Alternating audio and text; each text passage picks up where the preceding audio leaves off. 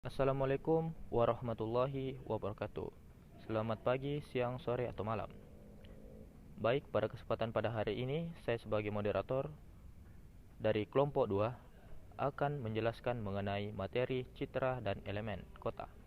Sebelum saya menjelaskan lebih lanjut mengenai materi tersebut, alangkah lebih baiknya terlebih dahulu saya memperkenalkan diri saya dan juga rekan-rekan saya. Sebelumnya, perkenalkan, nama saya Muhammad Dede Ramadan dengan NIM 220211502030. Selanjutnya akan saya perkenalkan rekan saya. Perkenalkan, nama saya Bertrand Layo dengan NIM 220211502031. Perkenalkan, nama saya Aulia Sastri dengan NIM 220211502032. Perkenalkan, nama saya Andi Fahri Apriyadi Putra dengan NIM 220211502029. Perkenalkan, nama saya Serlianti dengan NIM 220211502033. Baik, itulah nama-nama dari kelompok 2. Selanjutnya kami akan membahas mengenai materi dari citra elemen kota. Untuk itu, saya persilakan. Pertama-tama saya akan membawakan materi citra kota. Jadi apa itu citra kota? Jadi citra kota adalah gambaran dari sebuah kota yang timbul pada benak rata-rata masyarakat menurut Lynch pada tahun 1960.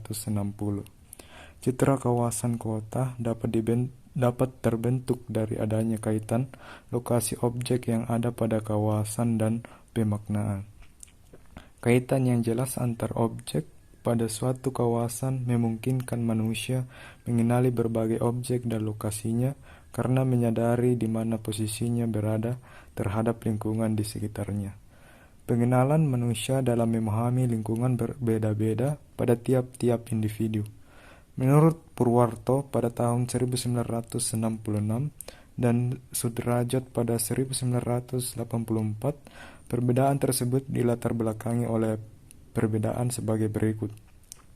Yang pertama, gaya hidup menyebabkan timbul selektivitas kognisi karena berpengaruh terhadap tempat yang sering dikunjungi dan diketahui. Yang kedua, keagraban dengan kondisi lingkungan. Keagraban seseorang terhadap lingkungannya akan sangat berpengaruh pada keleluasaan, kekayaan, dan kecermatan dalam kognisi yang dimilikinya. Yang ketiga, keagraban sosial. Semakin banyak bergaul, maka semakin banyak tempat yang dikunjungi dan semakin banyak pula informasi yang diserap, maka kognisi seseorang akan menjadi lebih baik.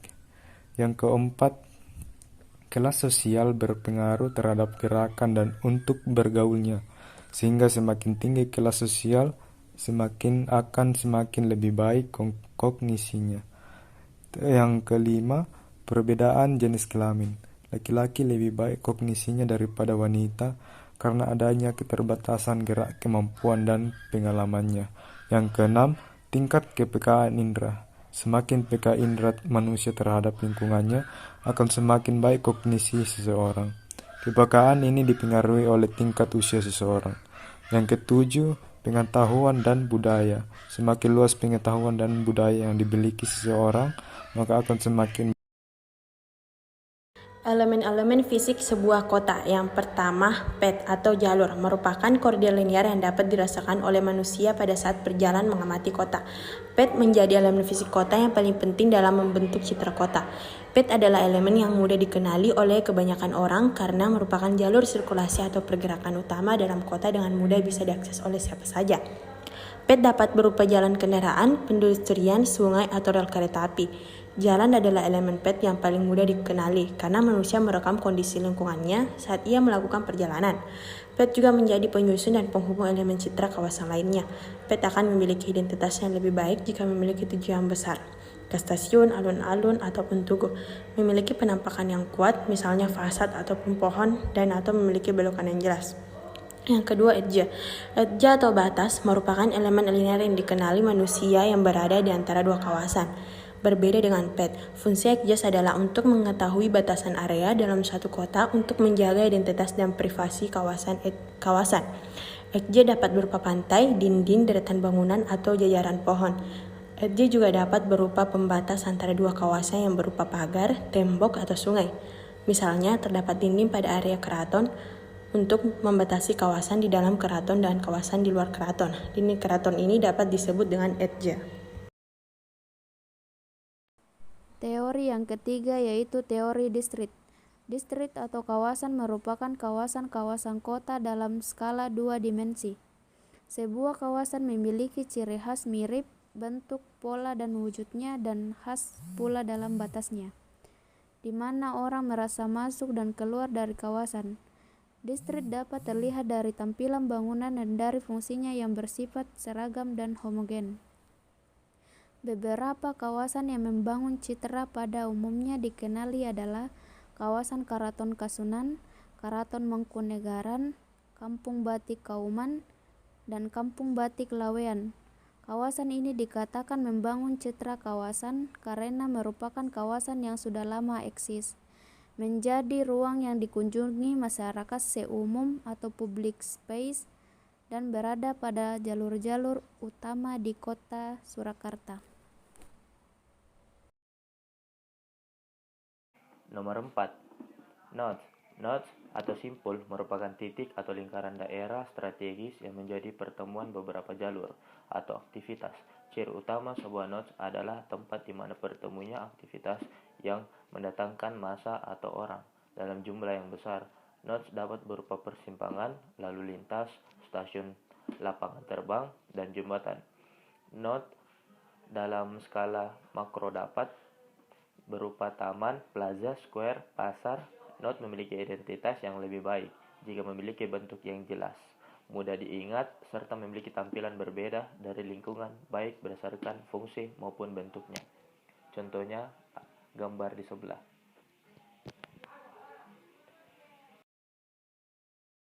Poin kelima, landmark. Landmark atau tetenger merupakan titik referensi yang berupa bentuk visual yang menonjol. Ia menjadi penanda yang bersifat eksternal bagi pengamat karena bisa dilihat dari luar. Letaknya.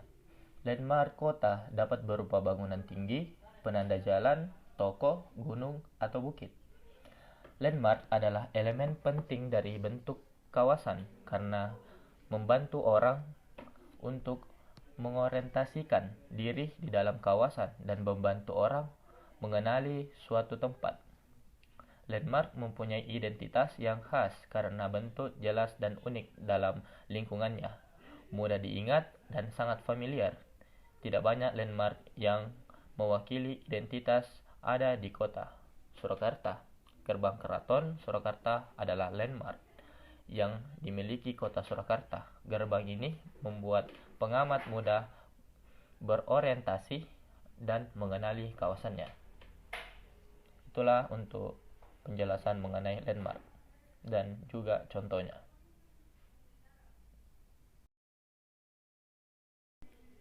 Baik, sekian penjelasan mengenai materi citra dan elemen kota. Lebih dan kurangnya mohon dimaafkan. Saya tutup dengan kesepian tanpa kekasih.